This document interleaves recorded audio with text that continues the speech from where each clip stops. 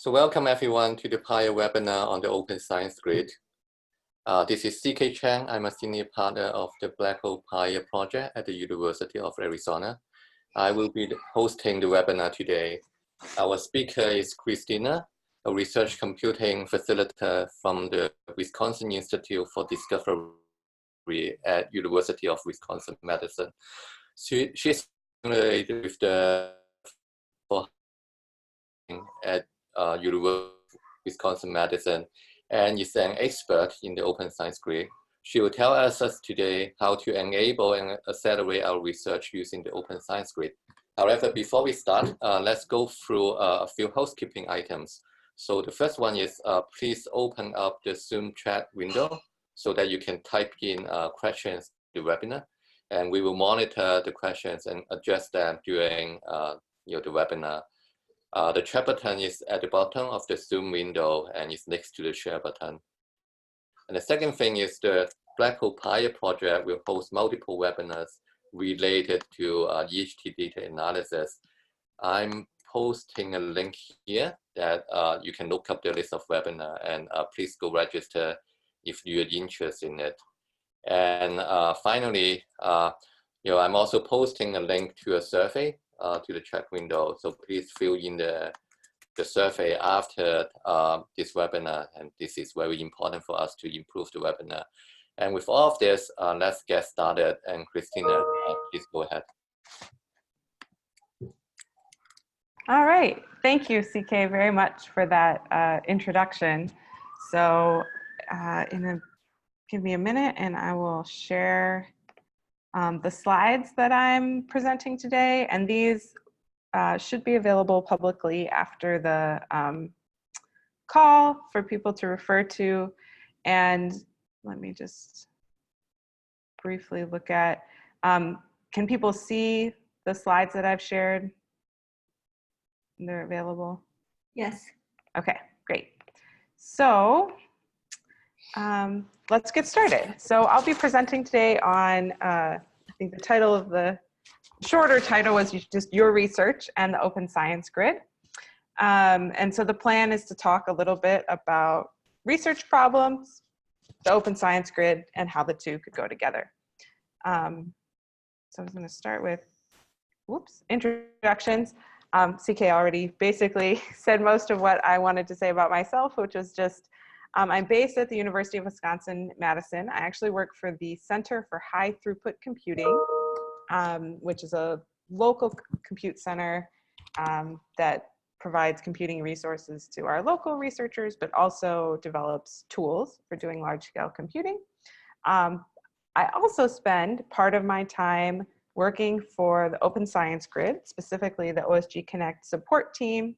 And in both of those roles on campus and for OSG Connect, I am here to help researchers use computational resources effectively for their research, especially in ways that can accelerate and transform it. So that's what I'm about, and my colleagues at Madison who also support the Open Science Grid, and some of our colleagues at other institutions who are also part of the OSG Connect support team. That's what we're really here for, and you'll get to see, how to contact us at the end of this talk if you have questions about, getting started.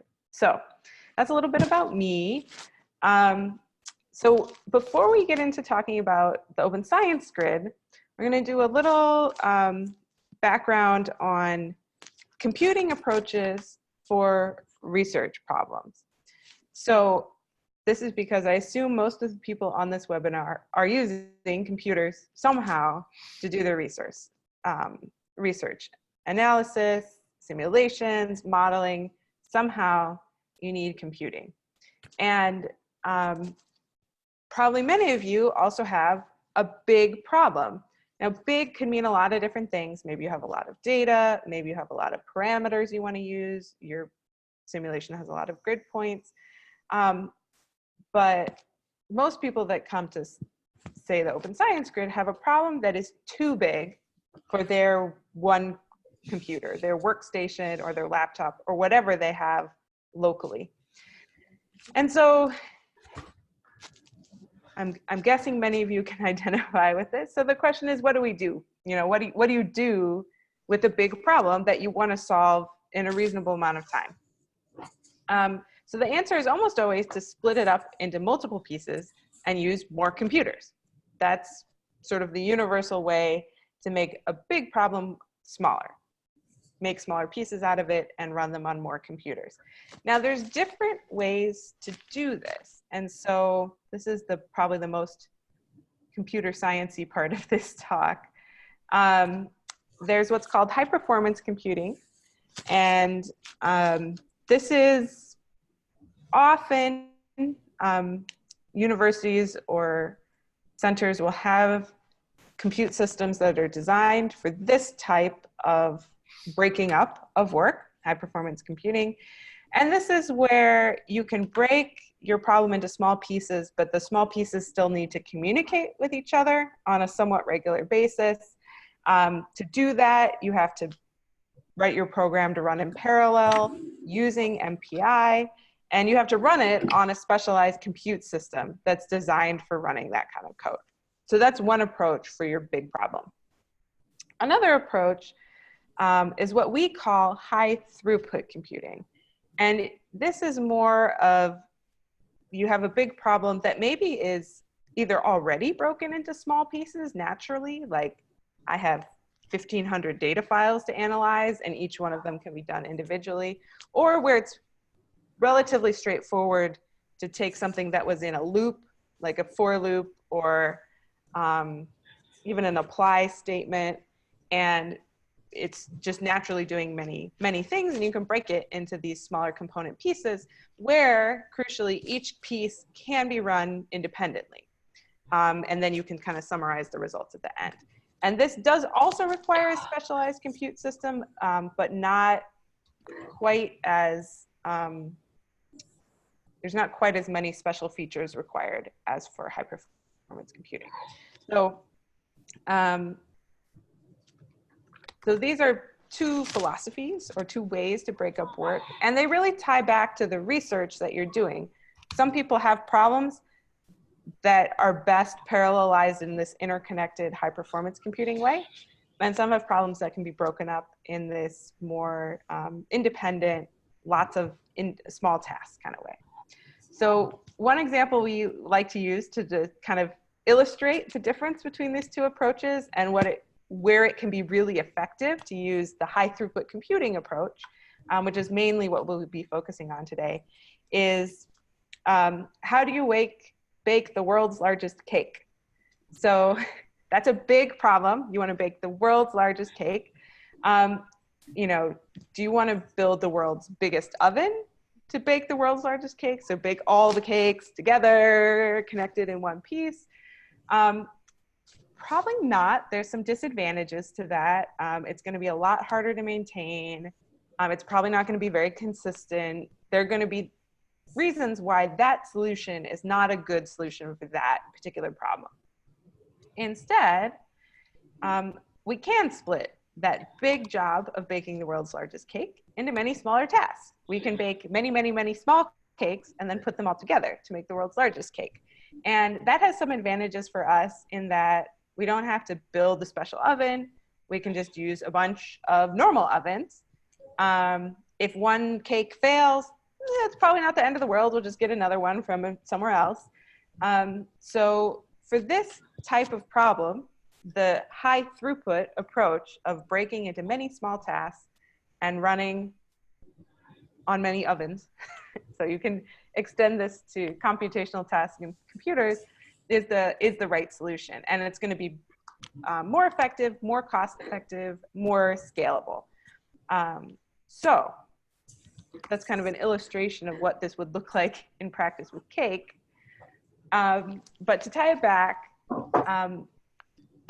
the analogy is a high throughput computing approach. So if you have a problem like the world's largest cake that can be broken into many independent pieces where each piece could run on a normal laptop or desktop sized computer about that scale, you can use a high throughput computing approach. That's would be a good approach for you. with some advantages that, again, we'll pick up a little bit later. And so high throughput computing is this breaking a problem into separate pieces, running them concurrently on different resources. And the goal for the high throughput computing approach is not necessarily to optimize each piece that you want to run. You don't want each individual computing task to be as efficient as possible necessarily. You just want to get as many of them running at once. And then you'll use a lot of compute capacity. So on the Open Science Grid, it's not uncommon for people to have several hundred one CPU jobs of it running at once. So they're using total something like 800, 900, even often more than 1,000 CPUs at once. They're just using 1,000 individually. So that's the mindset behind this. And so before I go on, I'll just sort of, everyone who's watching, if you can just think for a moment of your research, and does this work for you? Would this be an example of how you could approach a computational problem that you're facing? If you can't think of something for yourself, is there someone you know or a research project you're familiar with where you can recognize that this approach of taking a big problem, breaking it into small pieces, and running the pieces on different computers would really be effective in getting all that work done? So something to think about. We'll come back to that later. But I think having a good concrete example as we go on and talk about how to run things on the OSG is really helpful for understanding. So that's a little introduction to high throughput computing, which is the sort of mode that's well supported by the Open Science Grid. And we'll talk a little more about what problems will be good for that. Okay, so now to switch gears. What is the Open Science Grid? So the Open Science Grid is a distributed computing network of mostly universities and national labs who contribute their local compute resources, their local cluster, supercomputer, grid, whatever, as resources that are available to the Open Science Grid when they're not being used by local users. Some people have dedicated resources that they kind of give to the OSG on a regular basis. And for some people, it's, you know, our cluster is less busy this week, and so the extra space is made available to people at the Open Science Grid. So this means a couple things. The Open Science Grid is really big. There's a lot of sites. We run a lot of computational jobs, and there's almost always resources available because there's almost everybody at some point has something available. Now the trade-off is when you submit work to the Open Science Grid, you're not sure exactly where it's going to run. And so this is not like I want to use a specific computer or a specific cluster resource and I know where my jobs are running. That's not what the Open Science Grid is for. The Open Science Grid is a kind of a layer that allows you to access all of these different resources if they're available kind of at that time. So you sort of submit to the OSG and then don't worry about it. Your work can go and run on all these different available computers. And because we're using other people's unused resources, it's free. And there are usually a lot of resources out there and available. There's a lot of computers available to run work from the Open Science Grid. So it can be really substantial what's available through the Open Science Grid. In some ways, if anyone on this call has used a supercomputing system or a cluster or a cloud even compute system before, there should be some similarities in using the Open Science Grid. You get an account or access on a submission point, a submit node. Use a job manager to submit your jobs to the Open Science Grid. And then they'll primarily run on OSG member sites, although there are some special cases where people have used exceed national resources, based resources, or cloud providers like Amazon. So we'll talk a little bit more about this later. So to come back around to our initial discussion about high throughput computing, so that's what the Open Science Grid is designed for. If you have this ideal job type of, you can break your work into pieces where each piece uses one core. They're not too long, because again, we're using other people's resources, so we can't guarantee that you'll have like a week for your simulation to finish, and that's not really the goal anyway. And then not too much memory, just sort of stuff that you could go run on someone else's computer pretty easily. So as this chart shows, there's kind of the ideal high throughput job that's really well suited to the kind of, scheme and resources provided by the OSG. It's still possible to run multi-core jobs, longer jobs with more data for sure. We have different tools in place to make that possible.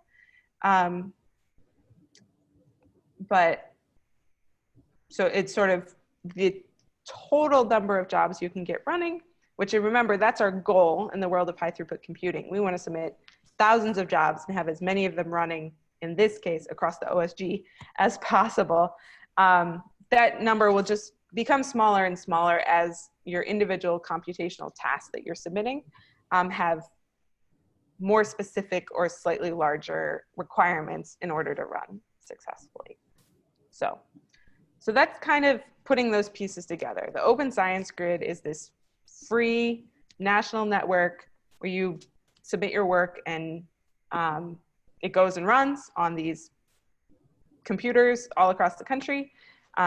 It can scale hugely, and the kind of workflow it's designed for is this high throughput computing of many, many individual computations. So again, thinking about what runs well on the Open Science Grid, I'll talk about some examples, but again, what were you thinking about when I was talking about high throughput computing earlier?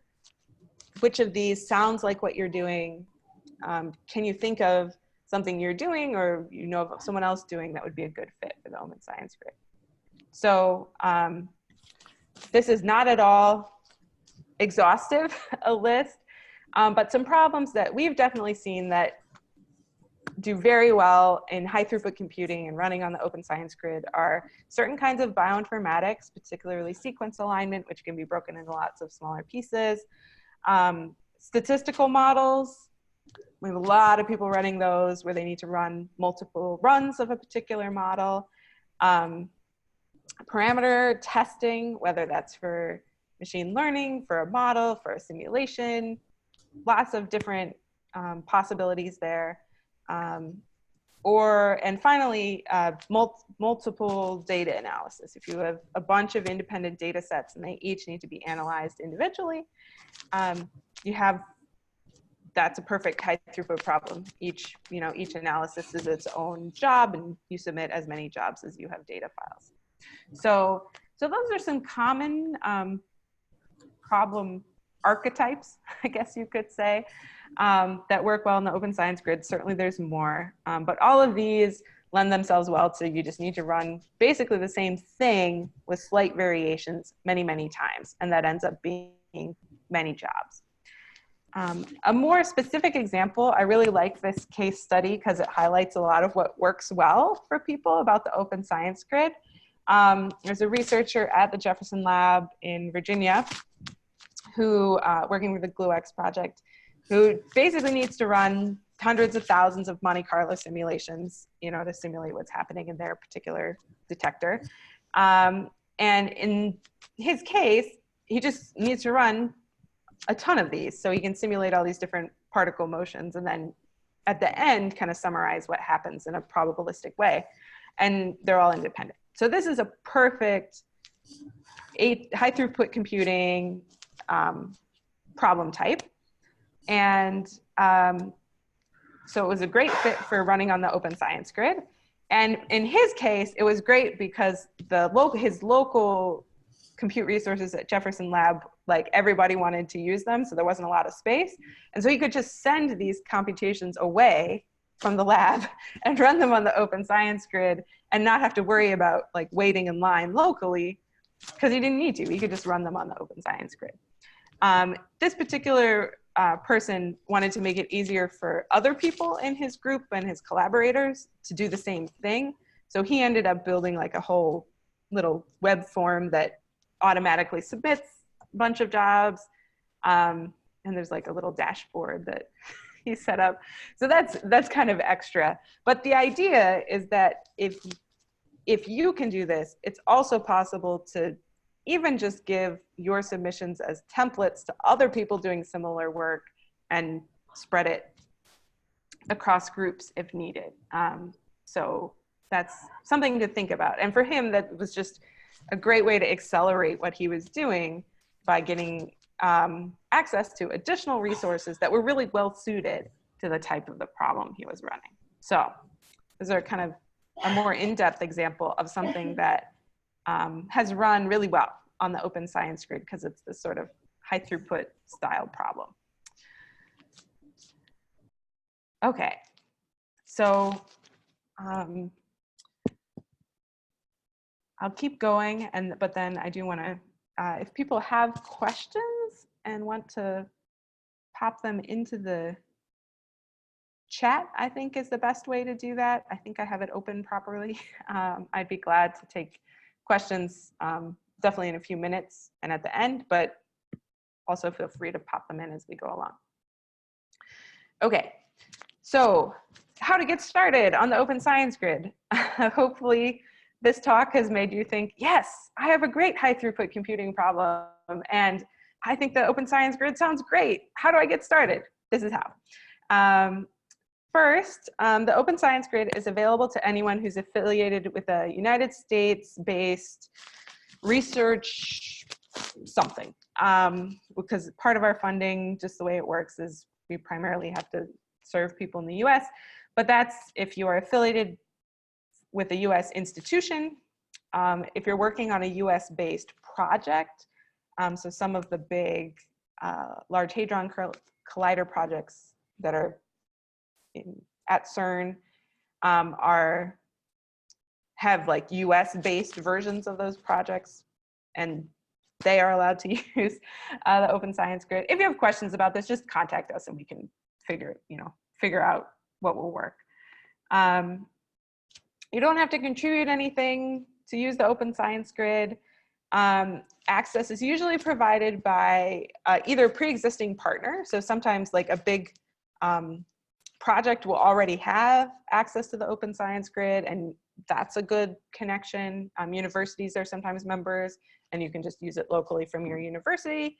But if you're not sure and/or you don't have access to those things, which is pretty common, there's a general use submission point that anybody based at the US institution or project can use as their place to log in and submit work to the Open Science Grid. So that's called OSG Connect. And yeah, that's available to anybody who wants to get started. There's an application process. You sign up on a website and fill in some information, and then we'll be in touch and arrange an sort of onboarding meeting, little mini consultation to help you get started. And that's available to anybody. So to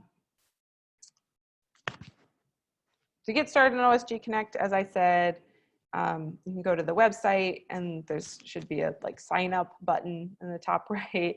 Or you can always just email us if you have questions.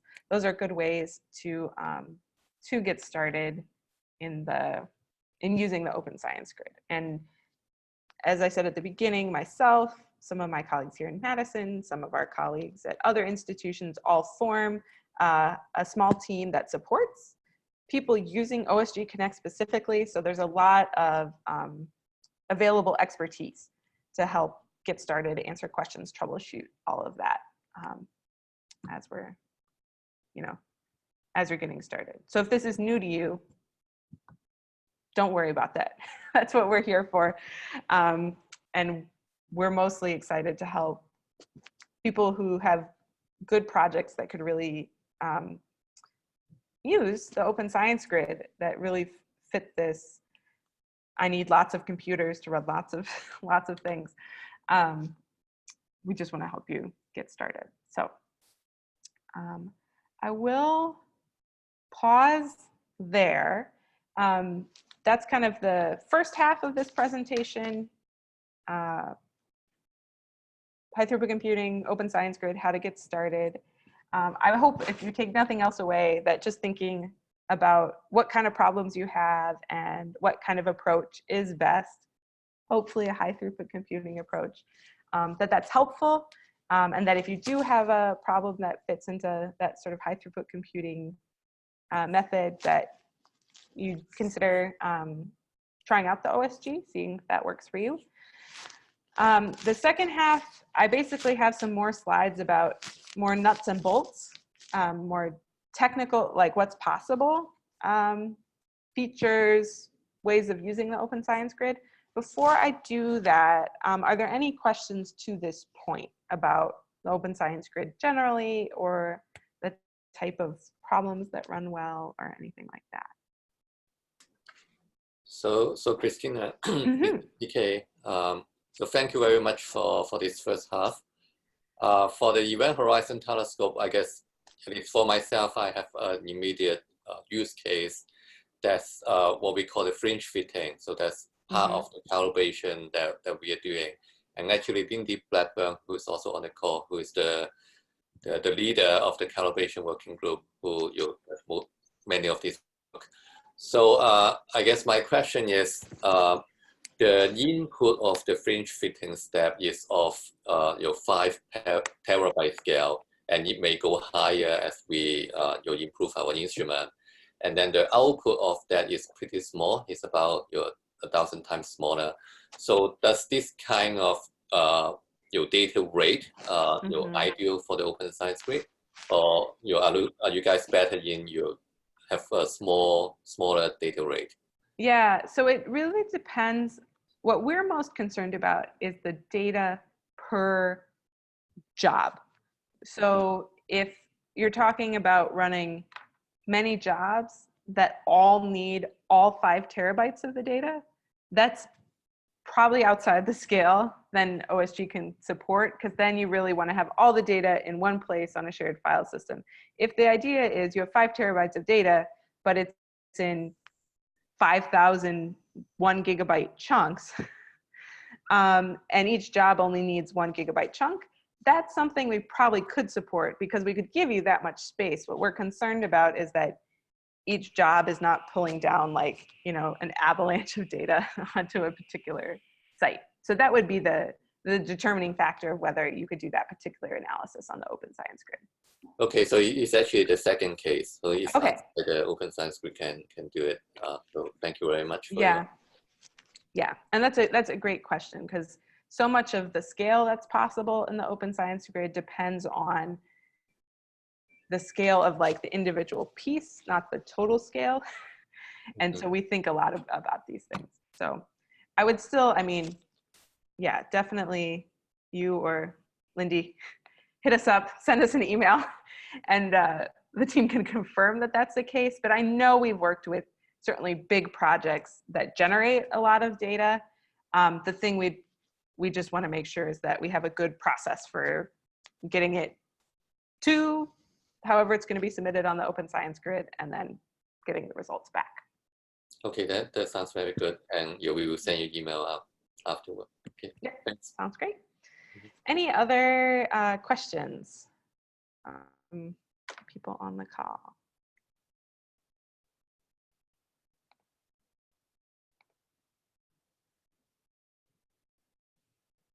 Okay. I probably am going to end a little early because I have extra slides here, but I'm not going to go through them all. The kind of second half, I just wanted to touch on for a couple minutes some of the features or capabilities of the Open Science Grid beyond this, like, we run high throughput computing at scale, but some of the other pieces that can really make this work well for people in what they're doing. So it says here, HT Condor Open Science Grid features. That's because the job scheduler we use on the Open Science Grid to submit work and run jobs is HT Condor. It's really, as a scheduler, is really well suited to this sort of high throughput computing approach, hence the HT in the name. And so it has a lot of features, and then the Open Science Grid, particularly the OSG Connect team, has put together some additional capabilities that make it easy to run different types of workflows. So I'm just going to go through a couple of these, and then again, I'll ask for questions if there's a particular item that people are curious about once I get to the end. So the main one is HT Condor has really excellent capabilities for submitting multiple jobs.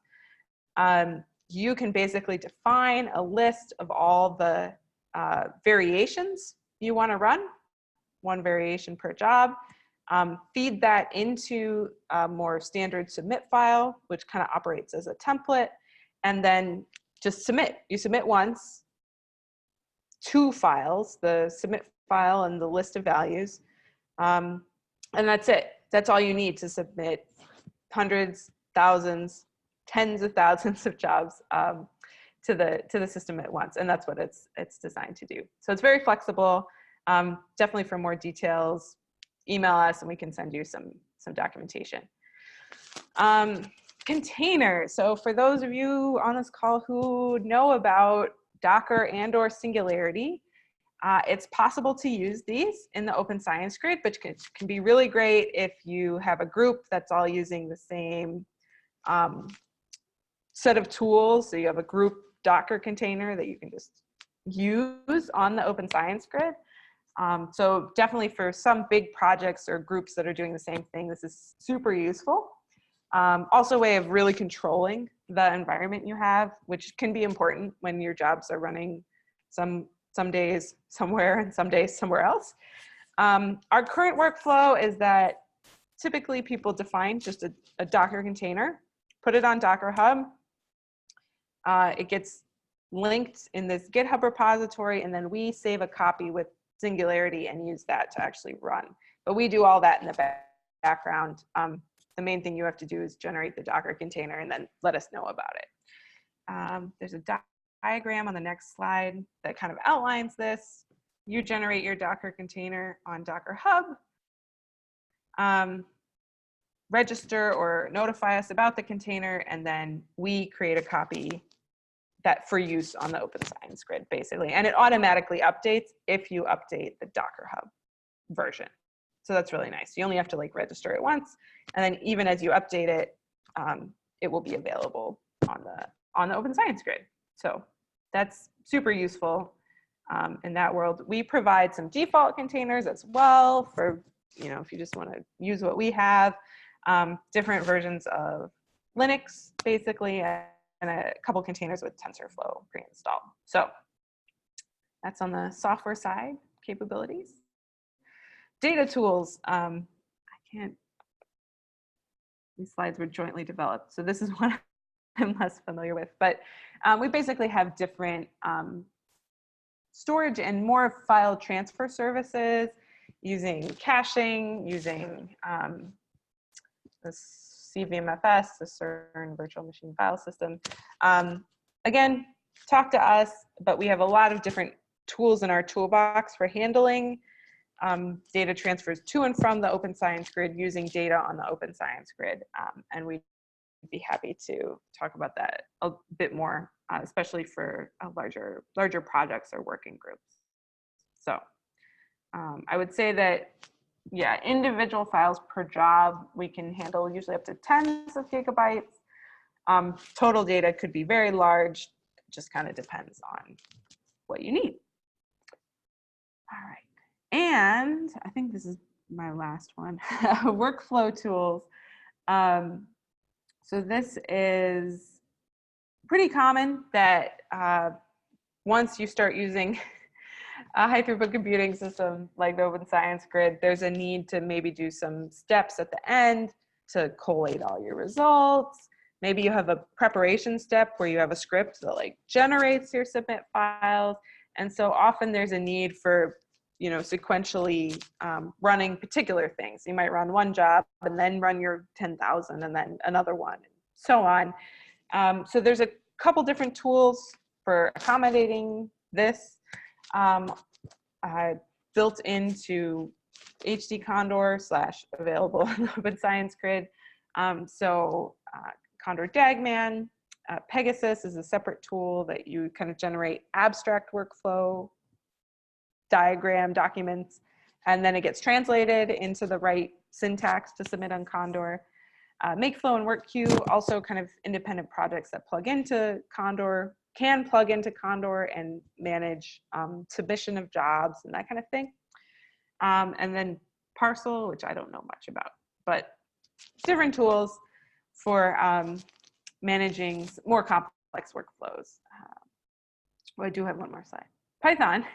If you are a primarily Python user, normally kind of the standard way to submit work, like most job manager, job schedulers, is just running some kind of submit command at the command line. However, Condor also has a Python API, the HD Condor Python bindings, which are a way to manage submit jobs, check the queue, and so on via Python code, whether that's a script or like an IPython session on a submit server. So links here.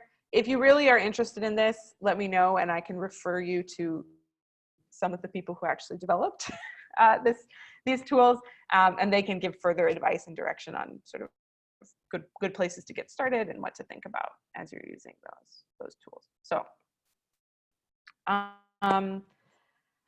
think that's mainly it. I will definitely share the slides, and I have a couple of them about submitting jobs. This is what the submit file looks like, kind of talking about individual pieces and what they accomplish for the job. I think the only piece that I'd really want to highlight is this bit at the end here, where you do have to think a little bit differently when using the Open Science Grid. Everything is not in your local file system at your university. You know, you're going to log into the OSG Connect login node and submit your jobs, and then they're going to go run in different places. And so an important piece of that is telling the Condor job manager, or including stuff in your job that makes sure the data gets to wherever the job is running. So Condor can do that via the input file. You just specify, please copy these files basically from where I submitted to where the job runs. Again, that's part of our suite of different data tricks. There's also additional tools that are meant to handle larger data files copied from here to there. So it's just something to think about when you're getting started on the Open Science Grid, and we're here to help with that as well. So yeah, there's a support page with documentation, but this should always be your like go-to / backup option is emailing the user support team for Open Science Grid, OSG Connect, at support@osgconnect.net. So don't hesitate. This is our lovely team of different staff members at different universities that all work together with our time to support OSG Connect. So we're here to help. And I think that's basically it. I'm happy to take more questions for those of you on the call. Actually, now would be a great time to, you can't click on this link, but CK shared it at the beginning. So bit.ly/OSG_eval. If you could do that before you sign off, that would be great to make sure that the organizers get the feedback they need for this and future webinars. But with that, that was basically all I had to share today. Slides will be available. Again, we're available, email us. And I'm happy to take any final questions that may have come up for people, either at the beginning or based on some of what I just shared.